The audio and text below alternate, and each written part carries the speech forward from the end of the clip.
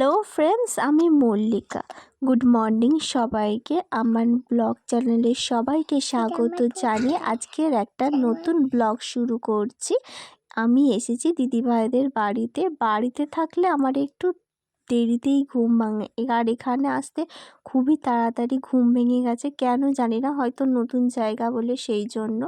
তো দিদিভাইরা সব আছে বাইরের দিকে, আমার মানু দিদির ছেলের সাথে খেলছে। এই হলো দিদিভাইদের ঘর আর এই হলো বারান্দা। ঘর আর বারান্দা দেখানোর পরে তো চলো তোমাদেরকে রান্নাঘরটাও দেখিয়ে দিলাম।